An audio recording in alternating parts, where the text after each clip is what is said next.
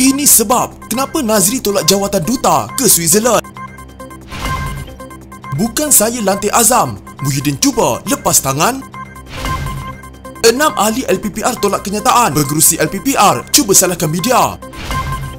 Calon TPM perlu dari UMNO elak pintu belakang. Tommy Thomas kantoikan campur tangan dalam kerajaan Pakatan Harapan.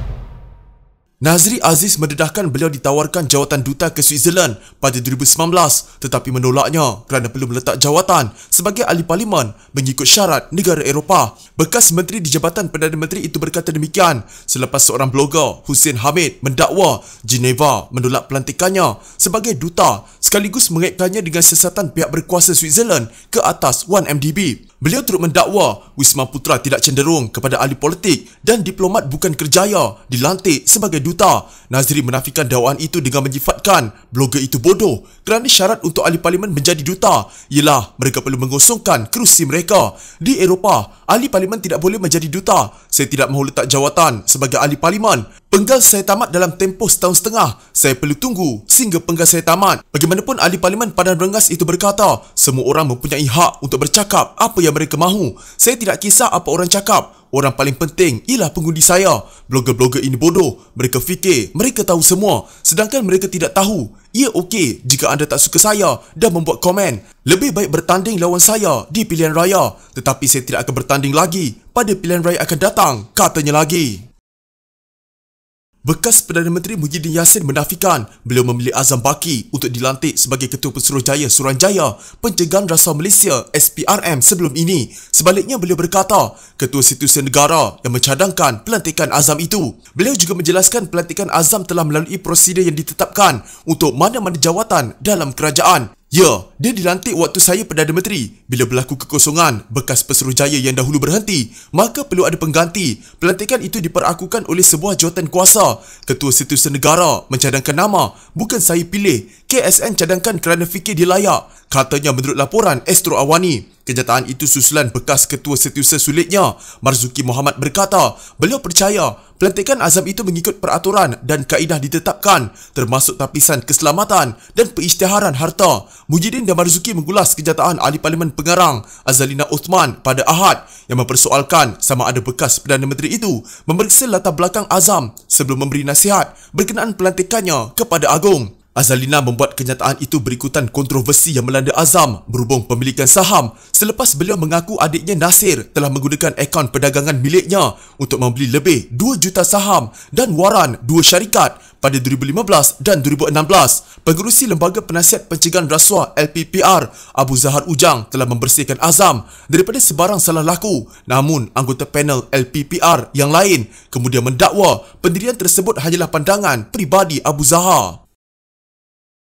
Abu Zahar Ujang menyalahkan media sebagai penyebab semua ahli Lembaga Penasihat Pencegahan Rasuah menolak kenyataan beliau 5 Januari lalu berhubung isu pemilikan jutaan saham yang dikaitkan kepada Ketua Pesuruhjaya SPRM Azam Baki. Pengerusi Lembaga Penasihat Pencegahan Rasuah LPPR itu berkata, kenyataannya itu setebal 13 muka surat tetapi tidak dilaporkan secara menyeluruh oleh sesetengah media sehingga menyumbangkan kepada salah tanggapan dalam kalangan masyarakat. Beliau berkata kenyataan terbarunya bertujuan meletakkan beberapa perkara dalam perspektif yang betul dan tepat kerana masyarakat telah mendapat gambaran yang tidak tepat selepas mengikuti laporan media sebelum ini. Terdapat pelbagai isu selain isu berkaitan dakwaan salah laku terhadap KP Suruhanjaya Pencegahan Rasuah Malaysia yang telah diberi pandangan dan pendapat LPPR tetapi itu pun tidak disentuh dan dilaporkan media sebelum ini. Apatah lagi, video berkaitan sidang media yang tertular cuma memaparkan sebahagian kecil kenyataan saya, katanya. Saya percaya tindakan mereka adalah dilakukan atas dasar reaksi tidak popular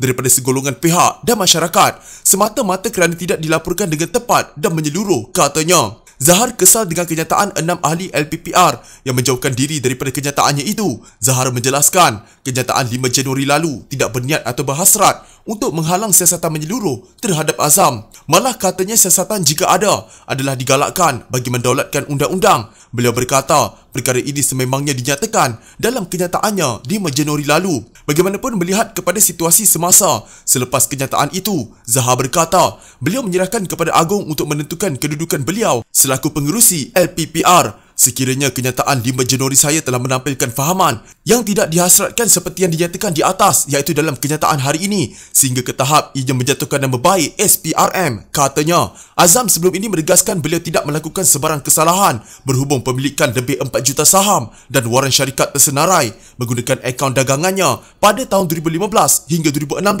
semasa beliau pengarah siasatan SPRM. Beliau berkata saham dan waran itu dibeli oleh adiknya, Nasir, dan perkara itu dimaklumkan kepada pihak atasan ketika itu. Susulan itu, Suruhanjaya Security berkata ia mahu mendapatkan penjelasan daripada Azam berhubung urus niaga melibatkan pemilikan saham dan waran itu. Perdana Menteri Datuk Seri Ismail Sabri Yaakob perlu ada sebuah kabinet yang beliau ada kuasa perintah. Lantaran itu, Datuk Muhammad Puan Azhar Kashi berkata, jika Ismail Sabri mahu melantik timbalan Perdana Menteri, calonnya mesti dari UMNO. Ahli Majlis Tertinggi UMNO itu berkata, jika jawatan TPM itu daripada parti lain, takut ada 2 nakoda dalam satu kapal. Dia tutup pintu depan, orang lain buka pintu belakang. Katanya dalam hantaran di Facebook, menurut beliau melantik TPM adalah prerogatif seorang Perdana Menteri. Sebab itu ujarnya, Tan Sri Muhyiddin Yassin tidak melantik TPM dalam kalangan UMNO. Walaupun majoriti Menteri UMNO ketika itu bukan ahli Majlis Tertinggi UMNO. Namun, Puan berkata, Ismail Sabri perlu kabinet yang ada kerja berpasukan. Kerajaan tersepit kerana majoriti lemah, tetapi jangan tambah lemah kerana ikut cakap orang lain, ujarnya sambil mencadangkan Perdana Menteri melakukan rombakan kabinet atau mendapatkan mandat baru.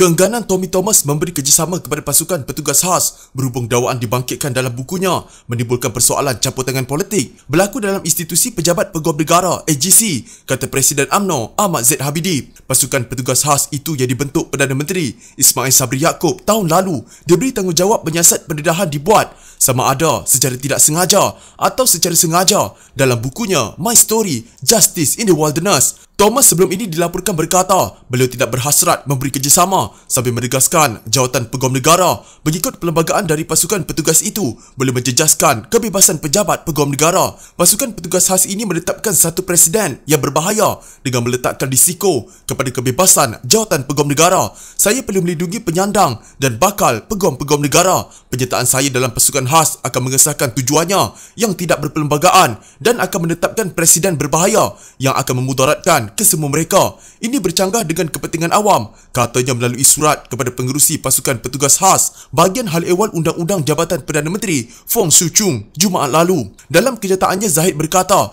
pendedahan dibuat Tommy menimbulkan persoalan kemungkinan berlaku campur tangan politik dalam institusi Peguam Negara, Kehakiman dan Keselamatan semasa negara di bawah pentadbiran kerajaan Pakatan Harapan selama 22 bulan. Tommy Thomas sepatutnya bersikap lebih gentleman dan berani mengambil tanggungjawab terhadap kandungan buku memoarnya sendiri. Beliau membantu supaya kebenaran terungkai kerana sebagai bekas Peguam Negara, beliau sepatutnya lebih memahami justice adalah tentang kebenaran. Zahid berkata, negara memerlukan jawapan kepada segala persoalan di sebalik pendedahan menerusi buku berkenaan kerana ia membabitkan maruah serta keluhuran perlembagaan dan kedaulatan undang-undang, katanya.